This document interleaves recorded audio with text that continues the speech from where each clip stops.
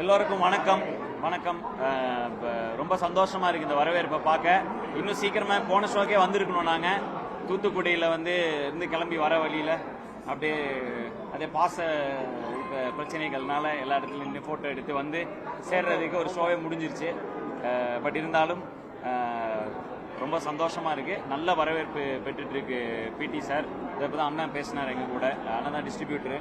So அண்ணன் பேசினாரு, இது மாதிரி மதுரையில் நல்லா போயிட்டு இருக்கு, பிக்கப் ஆகிட்டு இருக்கு, சூப்பராக இருக்கு அப்படின்னு. நல்ல ஃபேமிலி க்ரௌடு வருதுன்னாரு. ரொம்ப சந்தோஷம். ஒரு நல்ல வெக்கேஷன் படம் அப்படின்னு எடுத்தோம், பெண்களுக்காக அப்படின்னு ஒரு விஷயமா வச்சு முன்னிலைப்படுத்தி எடுத்தோம். ஃபேமிலியாக இவ்வளோ பேர் என்ஜாய் பண்ணுறாங்கங்கிறது இன்னும் ஒரு கூடுதல் சந்தோஷம்.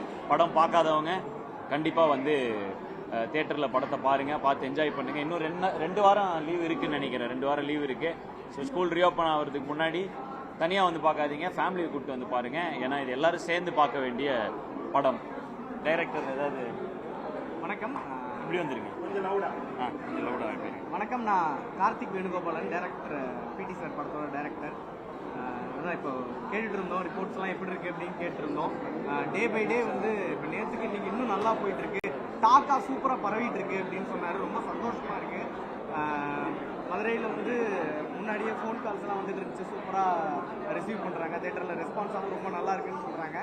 ஸோ நீங்கள் இன்னும் படம் பார்க்காம இருந்தால் கண்டிப்பாக தேட்டரில் பாருங்கள், ஒரு நல்ல ரெஸ்பான்ஸ் இருக்கும். கிளைமேக்ஸ் எல்லாரும் சொல்லிட்டு இருக்காங்க, கிளைமேக்ஸ் ரொம்ப நல்லா இருக்குன்னு. ஆனால் அது என்னன்னு சொல்லிடாதீங்க. அது ஏன்னா நிறைய பேர் ட்விட்டரில் அதான் நெட்லலாம் கிளைமேக்ஸோட போட்டு இதுதான் கிளைமேக்ஸ், இது சூப்பராக இருக்குங்கிறாங்க. கிளைமேக்ஸ் சூப்பரா இருக்குன்னு சொல்லுங்க, பட் அது என்னன்னு சொல்லாதீங்க. ஏன்னா அது அநியாயத்துக்குன்னு எங்களுக்கு அனுப்பி இதை ஷேர் பண்ணிருங்கன்னு வேற சொல்றாங்க. கிளைமேக்ஸ் ரிவீல் பண்ண வேண்டாம், முடிஞ்ச வரைக்கும் அதை ஹோல்ட் பண்ணுவோம். ஏன்னா அவங்க அதான் எங்களுக்கு அனுப்பி சூப்பர்னு சொல்றப்ப, அதை போட்டோ எடுத்து அனுப்பி சூப்பர்னு சொல்றப்ப அவங்க அதுக்கு எவ்வளவு எக்ஸைட் ஆனாங்கன்னு புரிஞ்சுக்க முடியுது. அதே எக்ஸைட்மெண்ட் எல்லாருக்கும் கிடைக்கணும்னு ஆசைப்படுறோம், அவ்வளவுதான். அதனால முடிஞ்ச வரைக்கும் கிளைமேக்ஸ் வெளியில சொல்ல வேண்டாம், எல்லாரும் தியேட்டர்ல பார்த்து அந்த எக்ஸைட்மெண்ட். நல்லா பிக் ஆயிட்டு இருக்கு. நேற்றுல இந்த படம் இன்னைக்கு பிக் ஆயிருக்குல்ல, இன்னும் நாளைக்கு சண்டே இருக்கு. ஸோ இன்னும் அடுத்த வாரம் இருக்கு. ஸோ வாங்க தியேட்டரில் பாருங்க, பார்த்து எங்களை சப்போர்ட் பண்ணுங்க. அண்ட் ரொம்ப மகிழ்ச்சி மதுரைக்கு வந்தது. என்னுடைய 5 வருஷம் முன்னாடி நட்பே துணை படம் முடிஞ்சு இந்த மாதிரி தமிழ்நாடு டூர் வந்தோம். ஸோ இந்த வருஷமும் இந்த படத்துக்கு அப்புறம் இத்தனை நாள் கழிச்சு இப்போ ஒரு தமிழ்நாடு டூர் தூத்துக்குடியில் ஆரம்பிச்சு அடுத்து இப்போ மதுரை வந்திருக்கோம். திருச்சி, ஈரோடு, கோயம்புத்தூர், திருப்பூர், சேலம் வரைக்கும் போலான்ட்டு இருக்கோம். ஒவ்வொரு இடத்துல போய் இறங்குறப்ப இவங்க இவ்வளோ பாசம் கிடைக்கிறது ஏன்னா இவ்வளோ பேர் இங்கே பார்த்தா தெரியும், இவ்வளோ பேர் நின்றுருக்காங்க. ரொம்ப பயங்கரமா இருந்துச்சுங்க வரவேற்பு. ரொம்ப ரொம்ப சந்தோஷமா இருந்துச்சு. அண்ட் எங்களுக்கு என்ன ரொம்ப சந்தோஷம், இன்னும் ரொம்ப சந்தோஷம்னா எப்பவுமே என் படத்துக்கு பசங்க இருப்பாங்க, நிறைய பசங்க எப்பவுமே யூத்து நிறைய பேர் இருப்பாங்க தியேட்டர்ல. இந்த டைம் ஃபேமிலி ஆடியன்ஸ் இருக்கிறது இன்னும் கொஞ்சம் எனக்கு ரொம்ப, ஏன்னா படம் அவங்களுக்கான படமா இருக்கிறப்ப அவங்க அதை ரிசீவ் பண்ணி வர்றது இன்னும் ஒரு மன நிறைவா இருந்துச்சு.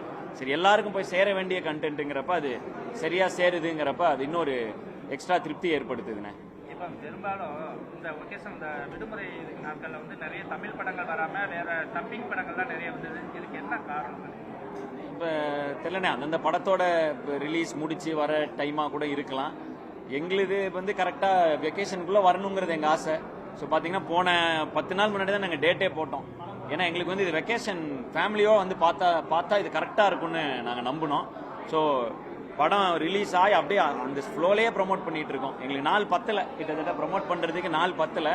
பட் எங்களுக்கு இது வெக்கேஷனில் தான் வரணும் அப்படிங்கிறது எங்களோட இதுங்கிறனால பண்ணிக்கிட்டே இருக்கோம். ஒருத்தரையா சந்திச்சு எல்லா இடத்துலையும் பண்ணிட்டு இருக்கோம். அருமையா சப்போர்ட் பண்றாங்க தூத்துக்குடியிலும் சரி. இப்போ நீங்க இவ்வளவு பேர் வந்திருக்கீங்க. ஸோ ரொம்ப சந்தோஷமா இருக்கு எனக்கு, நீங்க எல்லாரும் சேர்ந்து சப்போர்ட் பண்றது.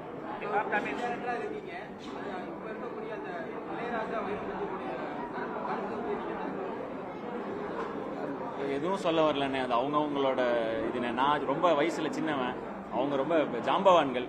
2 ஜாம்பவான்களை பத்தி கமெண்ட் பண்ற அளவுக்கு எனக்கு வயசும் இல்லை, அனுபவம் இல்லைண்ணே. அதனால அந்த கேள்வியை நான் தவிர்த்துறேன்.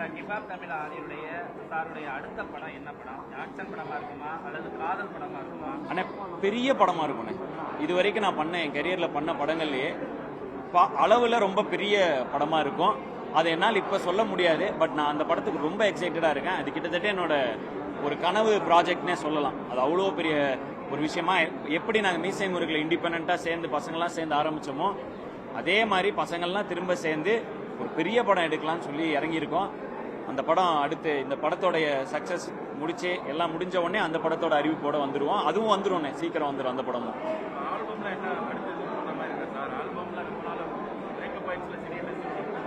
இல்லைண்ணே, அது என்னன்னா, நாங்கள் ஆல்பம் போட்டோம், எங்களுடைய லேபிள்ல இருந்து அடுத்து இளம் தலைமுறைக்கு நாங்கள் பண்ணிட்டோம், அடுத்து நமக்கு அப்புறம் வர பசங்க பண்ணணும். ஸோ அந்த பசங்களுக்கு இடம் கொடுக்கணும் இல்லையா, வளர்ற பசங்களுக்கு இடம் கொடுக்கணும், நம்மளே அந்த இடத்தையும் அடைச்சிக்கூடாது. ஸோ முடிஞ்ச அளவுக்கு அவங்களுக்கு தயாரித்து அவங்களோட ஆல்பம்கள் ரிலீஸ் பண்ணிருக்கோம். இப்போ கூட எங்கள் அண்டர் கிரவுண்ட் ட்ரைபுங்கிற ஒரு இனிஷியேட்டிவ் வச்சுருக்கோம், அண்டர் கிரவுண்ட் ஆர்டிஸ்ட்டுக்காக வச்சுருக்கோம். அதில் இப்போ கூட ஒரு ரீசெண்டாக ஒரு ஆல்பம் ரிலீஸ் பண்ணி அந்த கிட்டத்தட்ட 6 பசங்களை அதில் பாட வச்சுருந்தோம். ஸோ எங்களோட அடுத்த ஃபோக்கஸ் என்னென்னா, அண்டர் கிரவுண்ட் இண்டிபெண்டன்ட் மியூசிக்னு வரப்போ தனி இசை பாடல்களுக்கு அடுத்த தலைமுறை உள்ளே வரணும். நம்ம சினிமா உள்ளே வந்துட்டோம், நமக்கு இதாகிட்டோம், அந்த இடத்தையும் நம்ம அடைச்சிக்கூடாதுங்கிறது இருக்கு.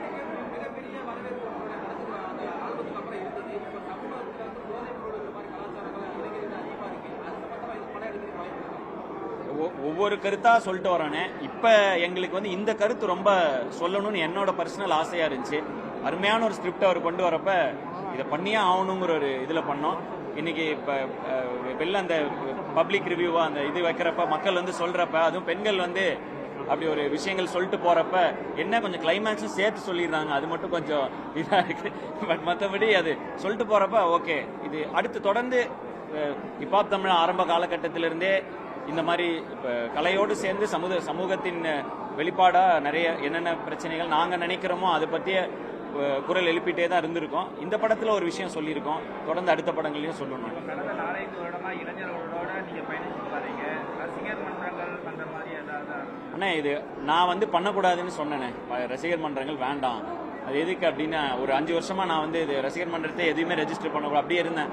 பட் அவங்க அதை யாரும் அதை கண்டுக்கிற மாதிரி தெரியல, பசங்க பாட்டுக்கு பண்ணிகிட்டே இருக்காங்க. இன்னைக்கு தூத்துக்குடியில் காலையில் போகிறோம், அப்படி ஒரு விஷயம் பண்ணுறாங்க.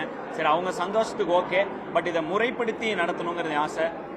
பாருங்க எல்லாம் இவ்வளோ பேர் வந்திருக்காங்க, நாங்கள் வராதீங்க வேலையை பாருங்கன்னு சொன்னாலும் கேட்க மாட்டேங்கிறாங்க. ஸோ அதனால் வந்து சரி இவ்வளோ பேர் அன்பு வச்சுருக்காங்க, சரி இந்த அன்பை சரியான வழியில் நடத்தணும்னு இந்த வருஷம் வந்து ரசிகர் மன்றமாக இருக்காதுண்ணே, வெறும் சினிமா சார்ந்த விஷயமா இருக்காதுண்ணே. ஏன்னா நானே வந்து சினிமாலேருந்து இப்போ ஒரு கடந்த 2 வருஷங்கள் வெளில போய் படிச்சுட்டு வரணும், அதில் நான் முக்கியத்துவம் கொடுக்குறப்ப என்னை ரசிக்கிறவங்களுக்கும் என் கலையை ஆதரிக்கிறவங்களுக்கும் நான் வந்து படம் மட்டும் அப்படிங்கிற விஷயத்தில் இருந்துடக்கூடாதுங்கிறதுல தெளிவாக இருக்கோண்ணே. அதனால் இந்த வருஷம் அதையும் அனௌன்ஸ் பண்ண போகிறோம். ஸோ எங்கள் மதுரையோட தலைவர் இங்கே தான் இருக்கார், சரவணன். அவர் இந்த இவர் மாதிரி இந்த உன்னிடத்தில் என்ன படம் வந்து அதில் கார்த்திக் பின்னாடி இருந்து கைதட்டு வரல, அந்த மாதிரி அங்கே நின்று கைதட்டிட்டு இருப்பாருன்னு நினைக்கிறேன். ஸோ தொடர்ந்து இப்போ எல்லா டிஸ்ட்ரிக்ட்ஸ்லையும் இப்போ எல்லாரும் ரெடியாக இருக்காங்க. பட் என்ன வழியில் இவங்களை ஊக்கப்படுத்தி கொண்டு போகணும், அது வந்து வெறும் சினிமாவாக இருந்திருக்கும், ஆக்கப்பூர்வமான விஷயங்கள் அவங்க இறங்கணுங்கிறது என் ஆசை. ஸோ அதனால் அதுக்காக வெயிட் பண்ணிருக்கோம். இந்த வருஷம் அனௌன்ஸ் பண்ணுவோண்ணே. நன்றிண்ணே, நன்றி நன்றி நன்றி.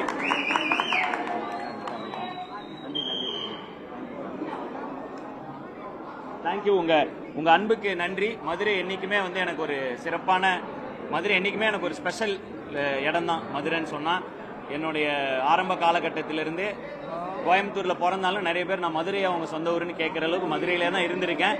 இங்க இருக்கிற நண்பர் படை எனக்கு ரொம்ப பெருசு. மதுரையில எப்போ வந்தாலும் இவ்வளோ பேர், அதாவது பிரஸ் மீட் பாருங்க, அதான் வந்து தவிர்க்க முடியாது அவ்வளோ அன்பு. ஸோ மதுரை என்னைக்குமே எனக்கு special. Thank you, love you all. நன்றி நன்றி நன்றி, தேங்க்யூ.